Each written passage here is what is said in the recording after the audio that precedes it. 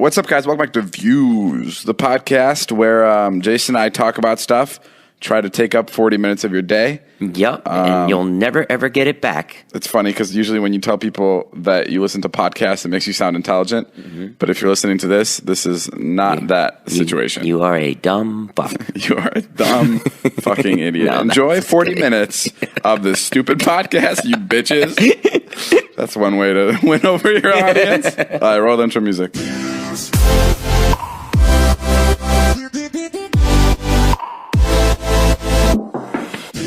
I'm David Dobrik. That's Jason Nash. This is the Views podcast. We're in Chicago today. Yeah. We got here a little bit early. 6 a.m. 6 a.m. Landed. We landed. David insists on these overnight flights, which are crushing for me as a 46-year-old with weak leg syndrome. I love the overnight flights. I don't know how to... Because you're in first class. Yeah, why weren't you there? Well... That's a great question. We should bring your friend Natalie over here, because I got the word a couple weeks ago. You know me, David. I fucking was broke for 20 years, right? Sure. So now that I'm here and arrived and I have a steady gig. I've arrived. Now that I've arrived to being wealthy, it's very nice. I want to stay. That's exactly true. And I don't take anything for granted, and I never try to bitch and moan about it, especially when we travel, because this is really fun to come here, right? Yeah. I'm getting vlogs. I'm doing podcasts. Well, I get a little message from Natalie about a week ago. She goes, she just tells me stuff in passing. She gives me no information on all the trips you guys are doing. Yeah. None. I'm just like, okay, we leave then. And when I ask her, she's so busy, she doesn't. And I was like, she's like, by the way, so some bad news. And I was like, oh, what is it? She's like, on the way to Chicago, there's no first class seats. Sure. She's like, there's basically, saying that maybe what I intimated was that David has a first class seat and that's it. Yeah. And I go, hey, I was broke forever. No problem. Great, of course. Yeah. You thought I was the only one sitting in first class. Right. And then which has happened before. And then she also called you and she's like, another problem. Yeah. Once we get to Chicago, the hotel had no more rooms. That was also it. She's like, there's no room, but I'll just crash whatever, and then you'll have a room that night. And I was like, no problem, Natalie. I was digging out of garbage cans a couple years ago. You know what I mean? And then we get to the airport. We get on the plane. We're having fun with the crew. You were in a good mood, which is what I love. And I get on the plane, and I'm like, okay, yeah, I'll go to economy, whatever. And well, look who's in front of me. Fucking Beyonce. Stops off in first class and starts putting her bags up. And I was like, oh, are you fucking kidding me? So I guess there was another seat in first class. You just wanted to take it. Sure. Yeah. So that was that. And then I go back to economy, which is fine. And there's I think he had like a 7-year-old on his lap. I swear to God, this kid was so big. Because you can fly with a kid on your lap and not have to buy a seat. Well, he chose not to buy a seat because I was like, I couldn't find my seat. I see this giant kid. I'm like, there's no seats. And I'm like, 12A, 12A, 12A. And I turn to him like, is that my seat? With your giant kid sitting in it? And he's like, oh, yeah, no problem. So this kid basically like slept across me the entire flight. Oh, he was sitting on the dude's lap. Yeah, he was in the middle seat with his baby, who was giant. And he was really nice. I mean, I also feel for people with kids like right away because I've done it and I know how awful it is. And then the guy to his right was not having it. Oh, listen, I love your giant baby story, but finish the fucking thing. And then we got to Chicago. We landed. Jason knew he didn't have a room. So then we got to the hotel, and I assumed that we were all going to be staying in one room until the other rooms were ready. And guess what? Guess who has her own fucking room? Fucking Destiny's Child. Fucking Queen Lemonade over there. Queen Lemonade. Natalie had her own room, and she looks at me and she goes, "You and Jason should share." I go, what? Jason had to fucking and she's like, "Don't worry, there's 2 beds." And I went in my room. There's 1 fucking bed. I don't know. Did she just make that up? I don't know. She literally made that up on the fly. And you know what she texts me? She texts me. She got to her room and she texts me. The first text she sends me, she goes, "These rooms are fucking huge." As she's in a room by herself. I have plenty of room to take someone else on, but I'm not going to. Yeah, as Jason is over here putting together 4 chairs to sleep on, and took some towels from the bathroom so he could rest his head. I was even like, Jason, I honestly, I even says, I was like, I'm younger, I'll just sleep on the couch. And he goes, no, I don't want to go on the bed. My feet are stinky. And I go, holy fuck, you're right. And I locked the door to my room. He didn't want to go out of my bed because his feet were sticky, which is very justified. I didn't even argue. I wasn't even going to pretend to be nice at that point. I think you just were very matter of fact about it. You're like, okay, that's a good point. Some people would maybe like bullshit and be like, nah, dude, don't worry about it. Come sleep in the bed. Yeah. But I was like, no fucking way. No, I wouldn't put that on you. That's my feet are gross because I choose not to wear socks. I don't know because my back is so bad I can't put socks on. Did you shower this morning? No. Okay. I mean, I don't have a room. I mean, I'm going to. I mean, we'll see how this podcast goes, see how long it takes us. David said something really funny. So it was like 6 a.m. and I was like kind of jacked a little bit because I had a Starbucks at the airport on the way in. And then he came in like my dad and was like, you got to go to bed. And I was like, oh, I don't know. I might go out and walk around. Yeah, fucking Jason, we got here. We landed at 6 a.m. And Jason hates taking overnight flights, and he always bitches me out for them. So then we landed, and he's like, I think I'm going to go out and vlog. It was like 6:30 in the morning. I was like, you fucking go to bed right now, because I know you're going to be a crabby bitch later. And he's like, okay, fine. So he fucking laid down. I go back into my room. I hear him on his phone. So it's like, come on. I'm like, what the fuck are you doing? Go to bed. I was looking at pizza videos. And because like I know he won't complain about being tired later, but in like 4 weeks when I ask him to go to Chicago again, I know he's gonna go, nope, David, last time we went, I threw my back out, I couldn't sleep. We just landed and we started going right away. We had no time to sleep. So I was like, fucking go to bed so I don't hear you bitching about it later. Well, obviously Natalie doesn't complain about going to Chicago because she's in a giant room in a first class seat. She has 5-star service. I mean, this is crazy. What is her role in Dobrik Industries at this point? To swipe my credit card. She fucking. I think she's your boss. She's either. Fucking. Is she gonna let you live in your house anymore? I don't know. I have a feeling I'm gonna have to call Ilya soon and be like, "Yo, I think Natalie just kicked me out. I need a place to fucking stay." Natalie, I don't know. I don't know who's working for who at some point. I'm glad she's enjoying my credit card amenities. At least she's racking up points for me. Yeah. I'm sure you got a lot of miles. Jay, what's your favorite item from your Stitch Fix box? Oh, easily this plaid shirt that brought me back to the 90s. It makes me look like Kurt Cobain. Stitch Fix is an online personal styling service that finds and delivers clothes, shoes, and accessories to fit your body, budget, and lifestyle. Just go to stitchfix.com/views and tell them your sizes, what styles you like, and how much you want to spend on each item. You'll be paired with your very own personal stylist who will handpick 5 items to send right to your door. There's no subscription required. You can sign up to receive scheduled shipments or get your fix whenever you want. Shipping, exchanges, and returns are always free. Get started now at stitchfix.com/views. An albino, a mulatto, and you'll get an extra mosquito. 20. Oh, sorry. I got that. You got plaid the plaid shirt on, yeah. Get started now at stitchfix.com/views, and you'll get an extra 25% off when you keep all 5 items in your box. That's stitchfix.com/views to get started today. stitchfix.com/views. The other day, my new assistant Taylor, she's really good. We had our new assistant. I don't know if I've talked about this on the podcast, but she's really on top of things. And yesterday, I was sitting on the couch, and she had like a bunch of money in her hand. I was like, just put the money on the piano, and then she starts walking away, and I realized I was like, we don't have a fucking piano. What am I saying? And she's walking away to put the money somewhere, and I'm like, Taylor, hold on, where are you going? We don't have a piano. And I meant to say pool table. Right. And Joe goes, I think she's going to buy you a piano so you don't feel bad. Because that is something Taylor would do. Yeah. Having a new assistant around the house, yeah, it's great. I just realized how it would be if I had one assistant. Because fucking Natalie's great, but she does different things than Taylor does. Taylor keeps the house in order, and Natalie handles all your business things. I can even come up with anything. And Natalie keeps my credit card hot. And Natalie makes sure my credit card's getting enough friction. It's really funny when you want her to go shoot something, but she's like, I could be spending my time so much better than this.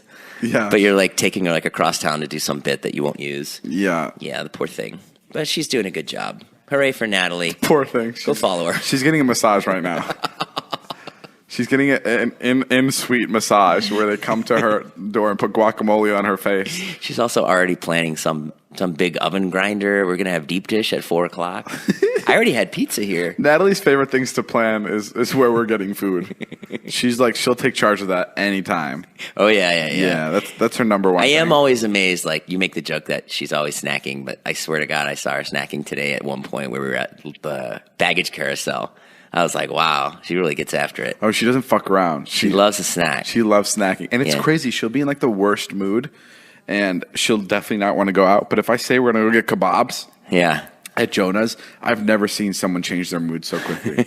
she'll literally go, fuck. Okay, I'm coming.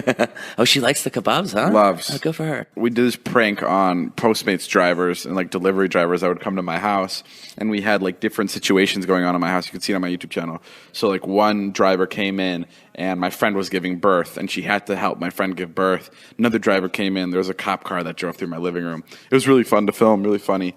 But there was also like a bunch of other bits that we were filming that didn't make it. That didn't make it. So we had one bit that we wanted to film where the Postmates driver comes in and a little kid goes up to the driver and grabs the food and then turns around and it's a cafeteria full of kids and the kid screams food fight and all the kids are having like a food fight, and I called it off because I was like, okay, I got enough. I don't need to shoot this food fight bit.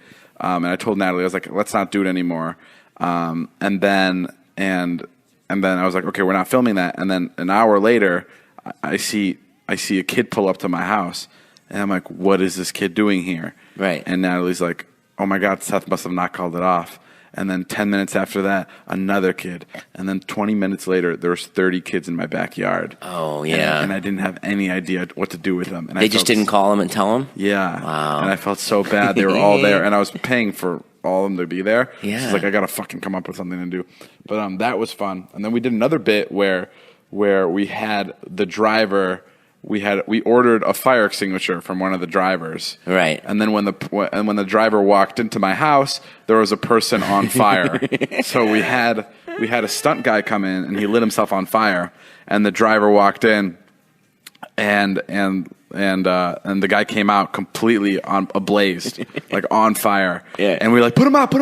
And the driver was so confused, and he just absolutely just did not know what to do. So we had to put the guy out ourselves because he was on fire for about 25 seconds because the driver was just standing there, and it didn't turn out, so I couldn't even put it in the video because he was so confused. It's funny when you light someone on fire and then it doesn't work, and then you hear David go, hey, can we light you on fire again? And the guy's like, yeah, sure. And then it's great to like think through it and go, why didn't that bit work? And then you're like, well, if I was a driver and I walked into someone on fire, I would kind of be like, I would kind of freeze too. I was like, why the fuck didn't he put him out? And I was like, I guess he didn't put two and two together that he went to get the fire extinguisher to put our friend out.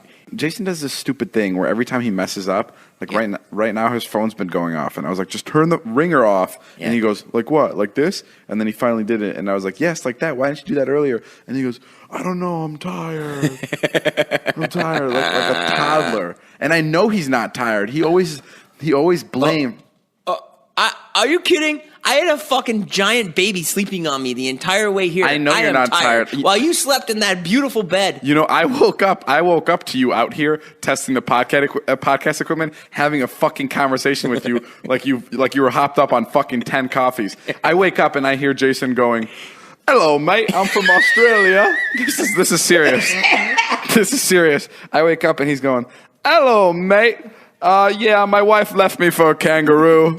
Fucking coming up with a situation. He's talking to himself. He's interviewing himself, and he's being like, so what happened? And then the Australian guy goes, well, my wife left me for a kangaroo, mate.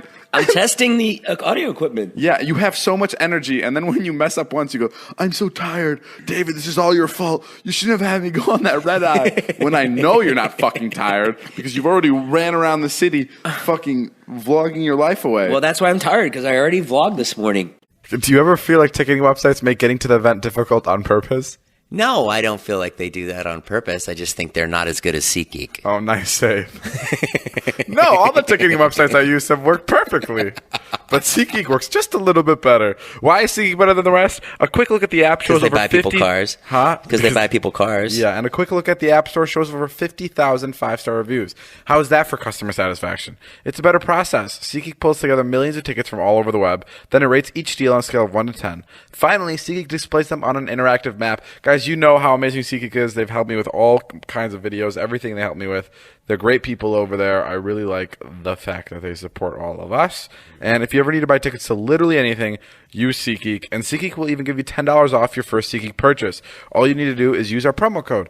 Download the SeatGeek app today and use promo code VIEWS for $10 off on your first purchase. That's promo code VIEWS for $10 off on your first purchase. We have a fun week ahead of us. We're doing a charity. It's my first time doing any charity work. Yeah, that's good. Like officially. I'm kind of nervous. What are they going to make you do? I don't or know. make us do? I don't know. Charity's so difficult because I want to do it, but I don't want to be doing you know what I mean? Like I don't want like the oh, he's doing charity. like it's such a I've always been so scared of charity because it's such a good deed, right. But it's such a cliche good deed. Yeah, like I'm not. People don't look at it like that. I don't know. It feels to me like recording yourself giving money to a homeless guy. Right. Like it feels like the same amount, like, oh, look what I'm doing. Yeah. That's why I always say, like, when I make videos, like, I love doing charity in a way, but I always want to make it cool. So, like, I always say, like my favorite example is when I went, this isn't really charity per se, like, I'm not helping out people that are dying or sick or anything like that, but, like, when I went to In-N-Out and this girl cut me in line, so I decided to pay for everyone behind me. Right. Like that was like cool and fun, but it was like the goodness of it and like the hidden message behind like giving back was still there. So it wasn't like in your face charity because it was still like enjoyable. And I feel like I want to do more of that. So I'm kind of like I'm new to the whole charity thing. I really want to do charity, but I want to find it. I want to do it in a way that's like cool to me and like authentic to me. Mm-hmm. Where like I don't know. Mm-hmm. I've always wanted to go visit kids in a hospital. I feel like that would be so much fun. Yeah, that would be great. Like making kids smile like on a hospital bed is probably like I can't even imagine. Josh goes and does that. Yeah? Yeah, I'm sure we could go with him. Yeah, but like how do you pick the right kids? Like what if you walk into a room and the kid's just fucking like, fuck you, where's James Charles? I'm like, fuck, I don't know. Like how do you pick the right kid that like likes your videos? Well, that's the thing I used to talk to my friend. He used to go entertain the soldiers in Iraq. He was a comedian. Oh wow. And he was like, he's not like a really famous comedian or anything, but he just said like when he got there, he'd never been more welcomed by anything. Oh, like really? they didn't even know who he was, but they were just like so touched that he came to Iraq to perform in a tent. Oh, that's sick. Yeah, it's pretty cool. You performed to all the soldiers? Yeah, I wish that's something I had done. That's like a big regret. Wow. How do you do that? Is that like a charity thing? There's a thing, yeah, I used to know what it is. There's literally a stand-up thing. Does he get paid for that? I don't think so. Well, that's sick. So someone flies all the way to Iraq. Yeah, but you get to fly on like a military-grade plane. Like, it's kind of cool. And then you get there and like they guard you the entire time. And well, I feel like that's not even cool. They have to. I know, but it's cool, man.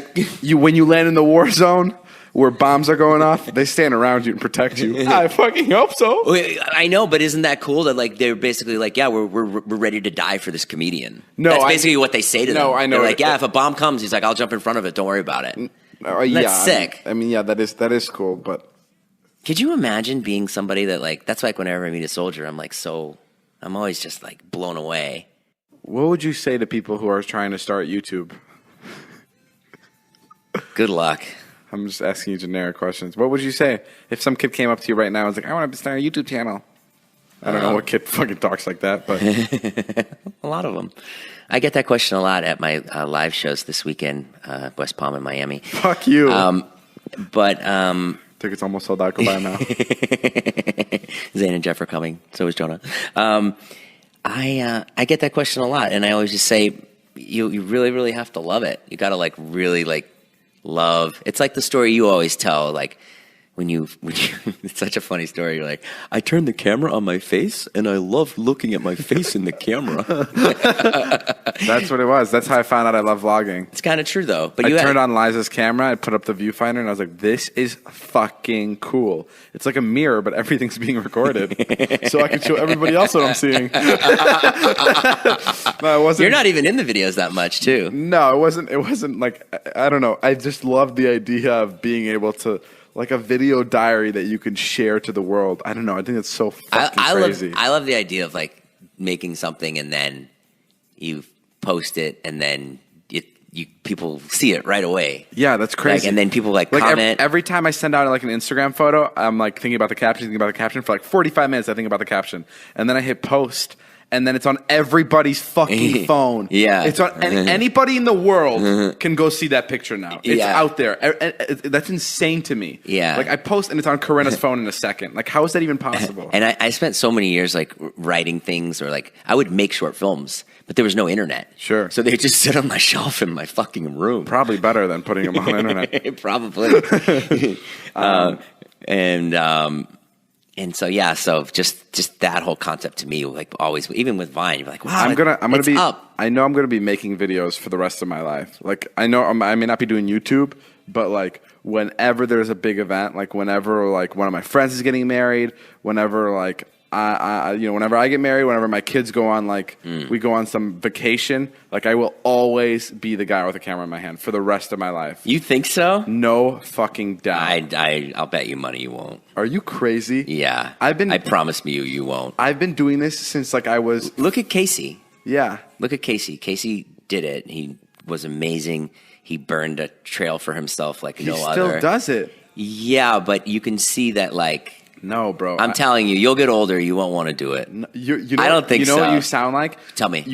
I know exactly the person I am. Like, and I will be. It's like you're talking to your parents now. You can't tell me what I am. No, what I'm going to do. Exactly what everyone. Listen, Mom. This is what everyone would fucking tell me when I got my driver's license. I was like, I love fucking driving. I will drive you every day. And they go, yeah, you get over that in like 2 weeks once you have your license. Right. And I was like, fuck no. I'm driving a fucking car. This is insane. It's like a go-kart and it's like a fucking tent at the same time. I'm driving around. I could go fucking anywhere I want. Let me tweet that. Like, no, like that's how I felt about it. Like, and I've been recording my friends since I was in middle school, since I had my iPod Touch that had a camera on it.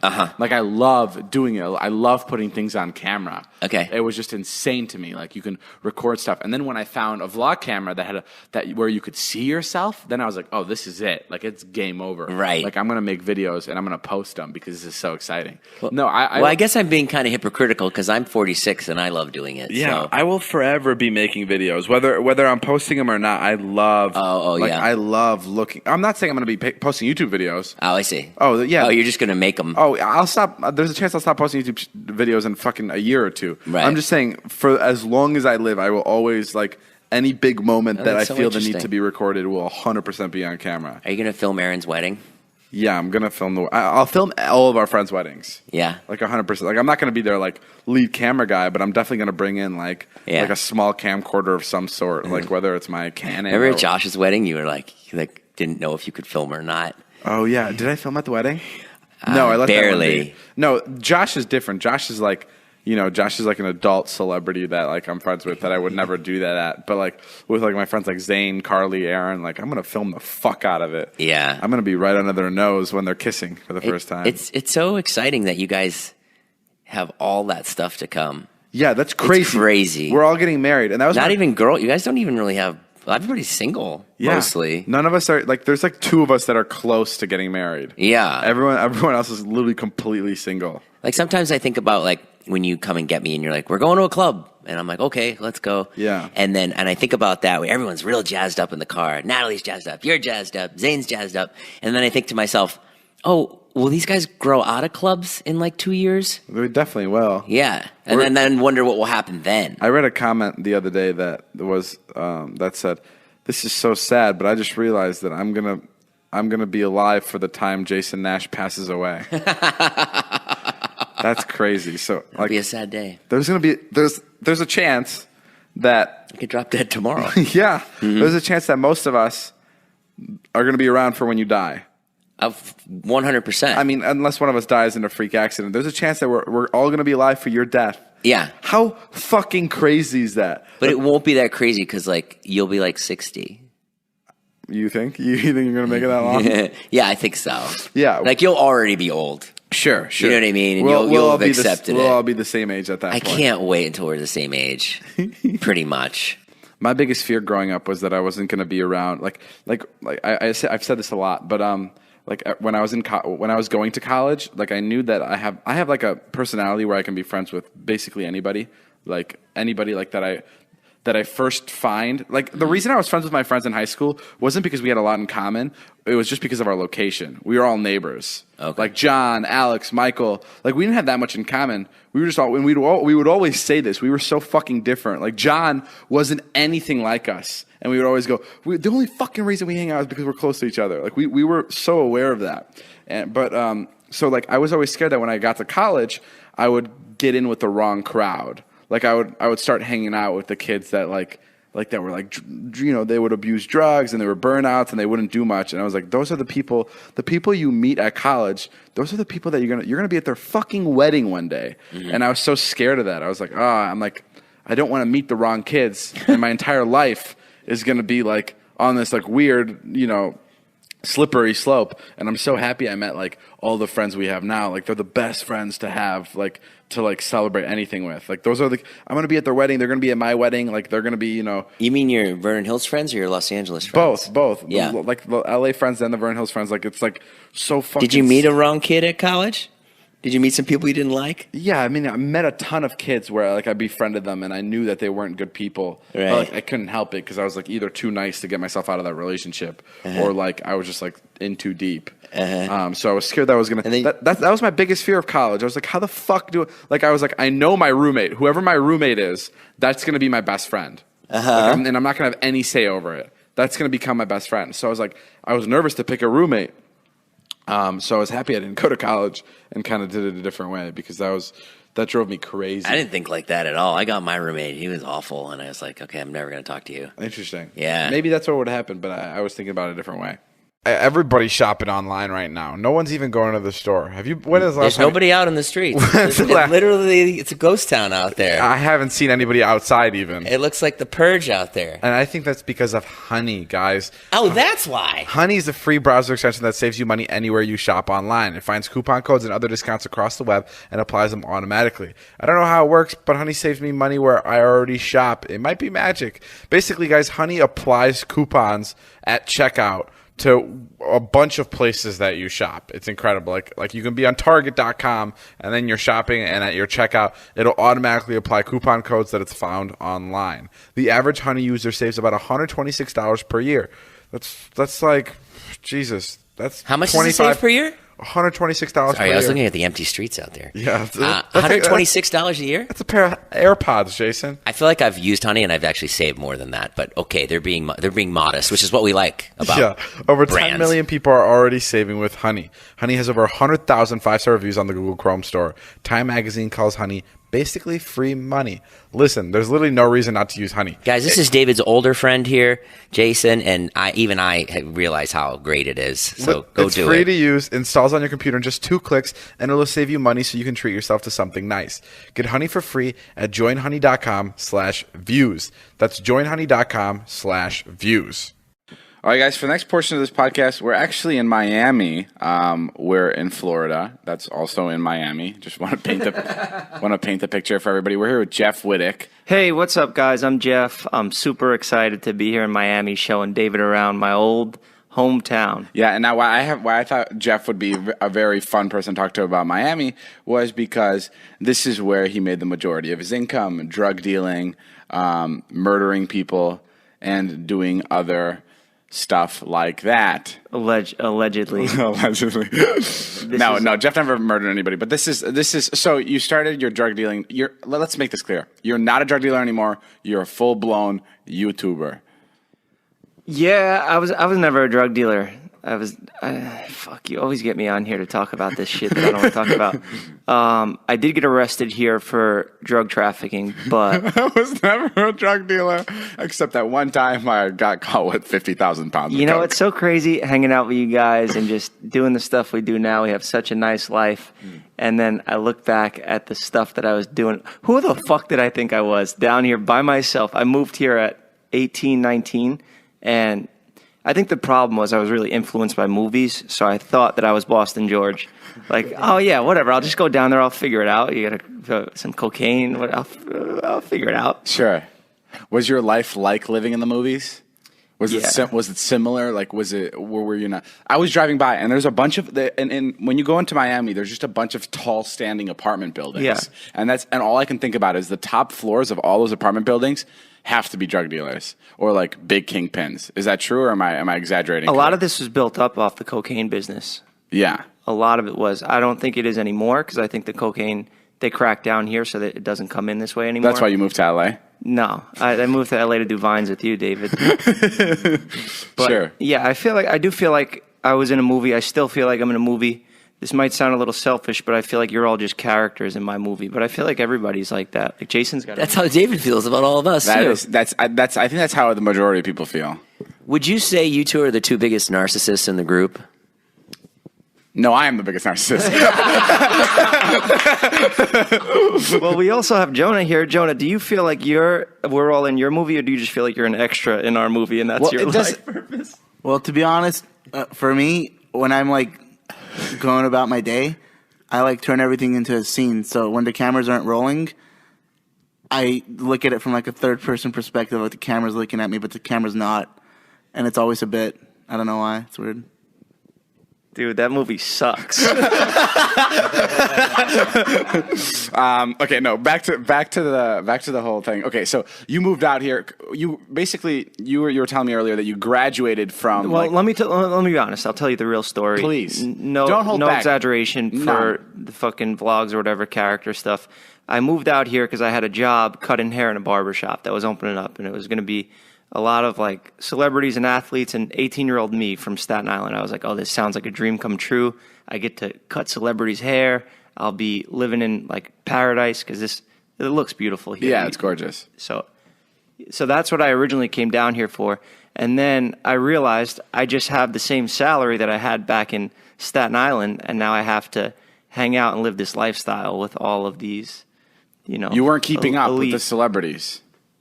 Just everybody here in this town are just fast of course. money. It's a lot more expensive. Yeah. Just living. Yeah. Like when you used to sell the waters at Runyon Oh yeah. on the hiking trail. When you moved to LA, you would sell. I don't know if I $1 told waters. this story on the podcast. Did I? There's like this there's a Runyon Canyon is huge in Hollywood. It's like this big it's a big canyon where people go hiking. And at the bottom of it, there's this guy who has a stand, and it's donations only, and you can buy water, you can buy soda, you can buy snacks after your hike. So you ripped off his business. And he has a donation box like at the bottom. He's like, please be honest. It's the honor system. So you take something and you give him $1 for the Coke or whatever. And everyone uses it because they're so tired after the hike, and there's no water fountains. That's the only way to really get a snack after the hike. And recently I found out he makes how much does he make like a month? I heard that he makes $15,000 a week. A week? Shut up. This is what I heard. It could be just gossip. No, I think you meant a month. Okay. I think it's 15 a month, which is still fucking crazy. Still insane from selling waters. Yeah, 15,000 a month, and he does that. He lives right next to the little stand he has, and there's no one even working it. It's just the water's just sitting there. He refills it in the morning, and then he leaves. So I thought, I love this business idea, but he's already got it going. So my friend and I. You hired two of the smartest guys you know, Dom and Alex, right? No, it was my friend Mason. Dom didn't want to do it, but it was my first roommate, Mason. A couple days, we went to Target, we bought a bunch of water bottles, we bought coolers, we bought ice, and then in the morning at 4 a.m., before people even were on the hiking trail, we took all the coolers up to the top of the trail. So it took us about 45 minutes, and we did 2 trips of taking all these coolers to the top, because I'm like, well, if this guy's making so much money at the bottom of the hill, imagine how thirsty people are at the top of the hill. Okay. So I brought all the waters up to the top of the hill, And I put a donation box that said, be honest. It's on the honor system. I copied exactly what the guy was doing. So at the you bottom of the weren't hill. worried about stepping on anybody's toes. You're on this guy's territory now. This is his stomping ground. No, I wasn't worried about it because I considered it like Uber versus Lyft. You know what I mean? Like I was just another player in the game. But it wasn't. We couldn't keep it up because the plan was insane. Because we had to get up at 4 a.m. and carry these huge coolers. And if you know Runyon, it's not an easy hike, especially when you're carrying like ginormous coolers. So we made I think we made like $200-300 the first couple days, but it wasn't worth it because we were just we'd go there 4 a.m. Too much overhead. Yeah, we'd get back at 6:30 in the morning and we'd be passed out the rest of the day because Well, dude, you took a risk. It didn't work risk. out this time, but I know that we're both big believers in everything happens for a reason, right? Yeah. And then that got you to doing what you're doing now. Making YouTube videos. Yeah.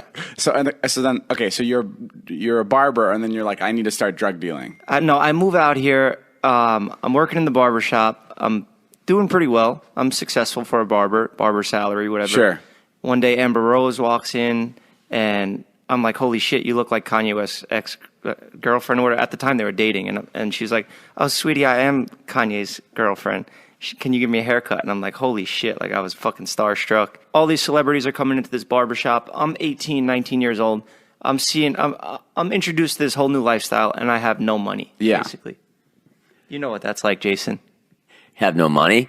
Yeah. It's been my whole life, Except for Jason sure. didn't turn to drugs because he is an intelligent man who worked his way to the top. Oh my God! Thank you, David. I'm the kidding. rare compliment. I'm kidding. It Oh, was a okay, joke. got it. The funniest thing Jeff ever said to me, I got it all out of Jeff once, like off camera, off mic. When we went to New York, we had a dinner, Yeah. and he told me everything, and it was really interesting. And the most interesting thing he said is, I kept saying to him, I go, didn't it bother you that like you were gonna get caught, like?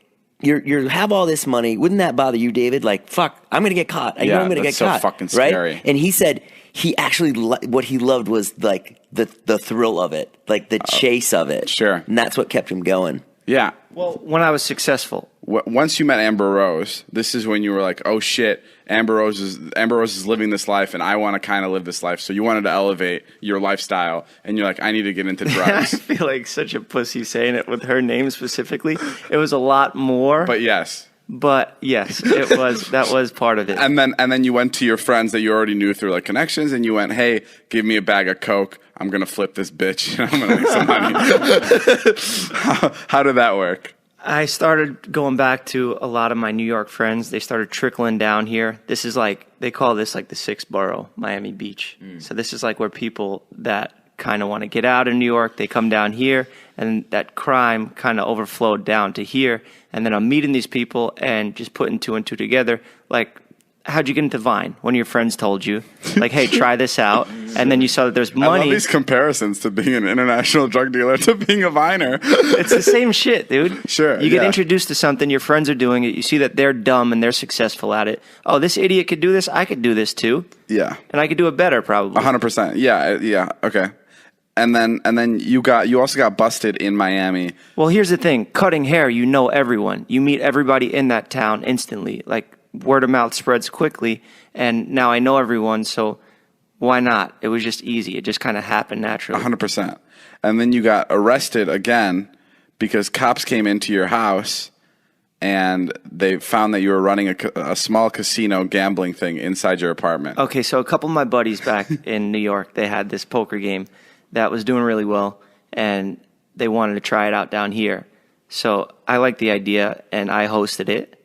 I hosted it maybe for like 2 months, and then somebody that was playing in the game got in trouble, and they snitched on the game. And then cops came in, illegal search and seizure. Everything they did was against the law. But Miami Beach cops, you know, they're used to taking down fucking cocaine kingpins. So they don't listen. They don't follow the rules. They just want to bust the bad guys, which makes sense. It's cool, whatever. They got me, and I wasn't trafficking bricks of cocaine. I wasn't doing like what it looks like, what I got busted for. Yeah. I was really just having a friendly card game with friends, and I was taking a little percentage, a little rake. Card game with friends. It literally sounds like you're talking to a cop right now. Officer, just a friendly card game. There's probably some cops in here. And this is prop cocaine. It is not real. We're just painting the illusion. We've seen too many movies. But when I did get taken out of my house, because what I was doing was illegal. You can't have casinos in your apartment. Yeah. So But they can't bust you for that if it's an illegal search. So that's what I'm saying. What they did was illegal. They broke the law when they arrested me, but that's why they didn't file charges, because it was an illegal search. I had a lawyer. They fought it, and I was released. If it was a legal search and they caught you with I that, would have been in jail for a long time. How long? Probably, I don't know, 5 years. Fuck that. Yeah. So And what's jail like? out here, it was not bad. It was nice. There was palm trees and stuff. It was really beautiful. Maybe I'll stop by. When they did take me out, I lived in like a nice like luxury apartment building, and they took all my poker chips. So these poker chips were in white boxes, and they had clear evidence bags. So as they're bringing me out, they're taking me past all my valet, my security in the building, and it just looks like they were busting like a major kingpin, like cocaine dealer. And it was all fucking chips in the bags. So when I went back, when I finally got out like 3 months later, they just looked at me like, how the fuck did this guy get busted with like 50 kilos of cocaine? And now he's just going back to his apartment. But my cocaine charges were, it was like a little baggie that they had that one of the people playing in the games had to keep them going. Because they couldn't find the rest in the walls. Yeah, exactly. They didn't check under the mattress. I'm allowed to talk about it. I didn't do anything. Okay, this next part of the podcast is called Jeff Snitches. Jeff is going to call out. Jeff's going to call out 10 of his friends, and we're going to get him arrested. And then we're going to see how long Jeff will last. No, but thank you, Jeff. Thanks for coming on the Views podcast. Yeah, thanks for having me, I think. I hope I don't go back to jail for this. Guys, that's all the time we have for today. Thank you for listening to today's podcast. We'll be around next week. This has been Jason and David. Go check out Jason's stand-up tour if you need a place to go. Please come see me. If you need a place, like, because it's raining outside and you need to be under a roof for any reason, then go see his show. Yeah, it was a major storm.